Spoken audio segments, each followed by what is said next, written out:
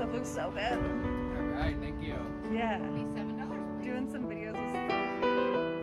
Hi, my name is Kim and I'm from New West Knife Arts, and I'm here today to show you a recipe demonstrating some knife skills and a recipe in support of Slow Foods in the Tetons.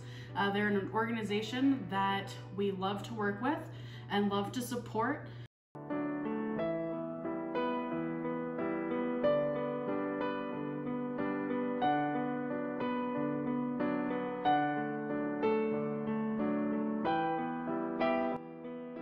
Today I'm going to show you how to make a deer carpaccio with a beet relish. For this recipe today, the ingredients are actually pretty simple, although the dish sounds complicated. So in front of me I have a deer tenderloin, which was locally harvested by the owner of New West Knife Works, Mr. Corey Milligan. So in my produce bowl, I have some watercress, which I actually picked from the creek in the Milligan's backyard. Also something easy to source at the farmer's market. I have a little bit of rosemary, which we picked from the garden this morning. Nice, fresh, aromatic, and grows really well here if you don't have it in your own garden. We have some beautiful, fresh from the dirt this morning, onions, which will be featured 2 ways in this recipe. And I will show you my favorite ways to cut an onion properly. And then I have some beautiful beets. One of these is a little bit small, but I roasted some off earlier today. But this is they look like nice and fresh out of the garden. And I know that there's quite a few farm producers in the valley that will have wonderful beets for this fall season.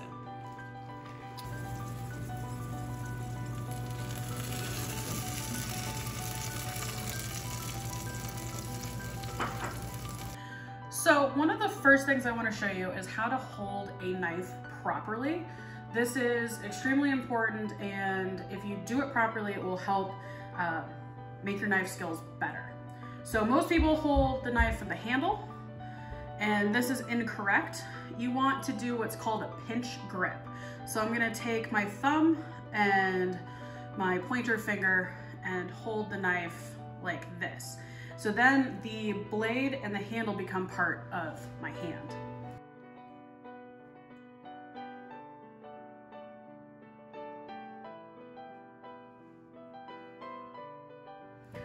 So my favorite thing to teach people how to cook or cut is gonna be an onion.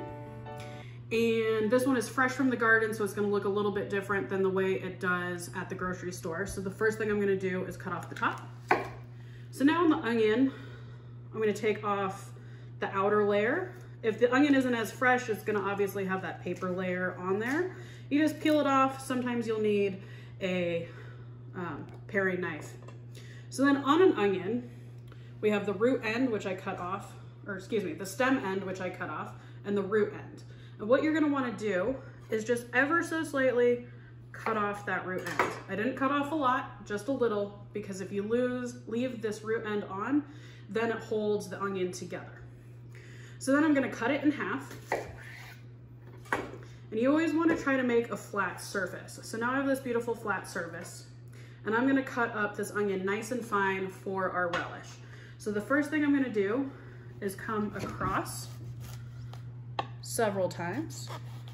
And I'm going really small because I'm using this for the relish, but you can make it bigger for other items. And this is how traditionally a French chef will cut an onion, and one of the easiest ways to cut an onion. So I've gone horizontally, and now I'm gonna come back and I'm gonna go vertically. Nice little tiny slices. And it's okay that my onion has fallen off. I'm gonna come back, we'll kind of put it all together. Some of my onions coming off because it's super fresh, that's fine.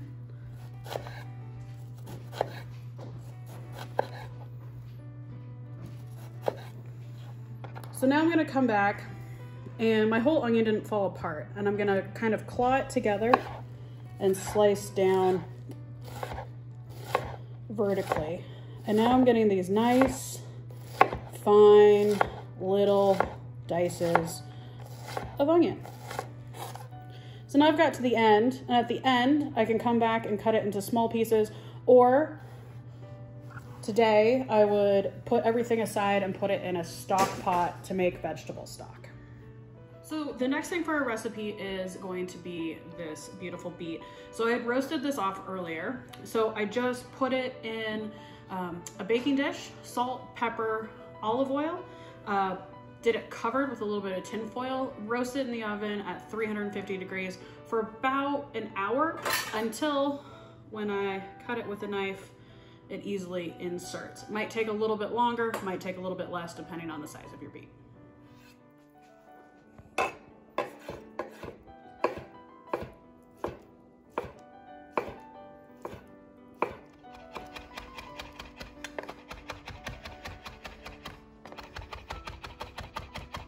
I'm gonna add a little bit of rosemary, probably about a 1/4 teaspoon, a good pinch of salt. I always use kosher salt. I think it's the best. A little bit of fresh black pepper in there. I'm gonna do my favorite sherry vinegar, probably a tablespoon and a half. A little bit of white sugar, not a lot, just a little bit to bring up the sweetness. Once again, about a tablespoon. And I'm just gonna give this a nice little stir. One of the most important things when you're cooking is to taste it. Just because a recipe says ingredients, you always can adjust it for your liking, and to do that, you have to taste it. So let's see how we did. Aroma really good. Well, now I'm just gonna set this aside and let it marinate a little bit.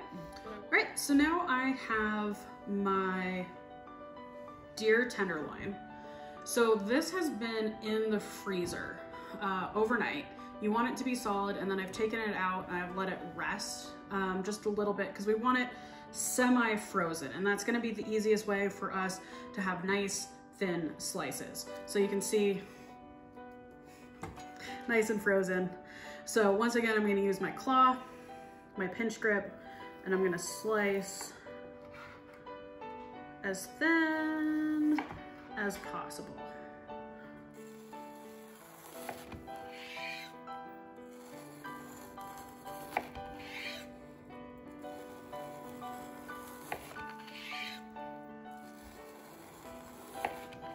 Put my thinly sliced deer tenderloin on the plate, and I'm gonna kind of just lay it out nicely, show off the beautiful meat, show off the beautiful slices.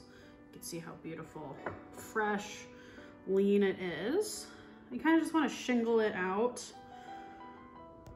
so that everybody can see. All right, so now that I have my slices of meat all laid out, I'm just gonna garnish it with a little bit of the fresh raw onion that we julienned. Just a little bit on top there. Not a lot, just a little bit. Tiny bit of like the rosemary, because it has that great aromatic, oily flavor to it. We're gonna do, once again, salt. And at this point you want a good amount, because that meat is very lean and it will taste much better with a little salt on it. A little pepper. And then next we're gonna heat up our oil, and we're gonna finish it with some hot oil.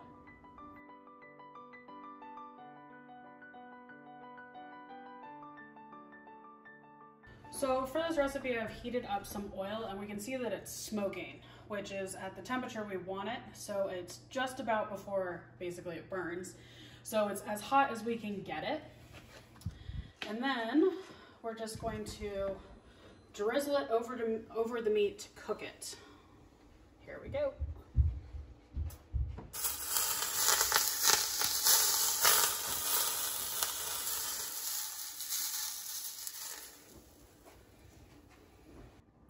So now that I've done the hot oil over the top, you can see that it's slightly cooked. So we're not actually doing a perfectly raw carpaccio for those of you who are a little bit squeamish. It's a great introductory way to do a carpaccio. Little light sear on it.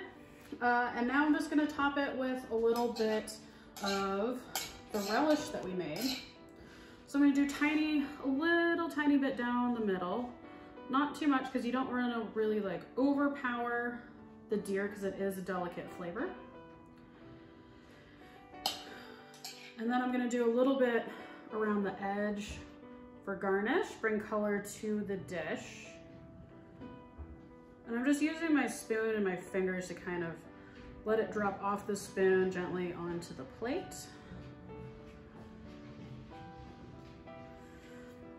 And then we have some of the fresh watercress from the creek. So I'm just gonna gently lay down some of these watercress leaves.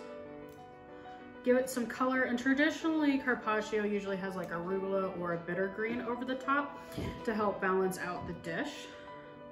And we're just doing a little watercress instead, but if you can't find that, arugula will be great. And there we have it. Beautiful deer carpaccio with beet relish. And now, of course, my favorite part, eating what we just made. I'm so excited. There's so many fresh local ingredients in here. Really simple, but it's definitely gonna be elegant. So I'm gonna try to get a little bit of everything on my fork. I like using my fingers, not sophisticated, but the dishes.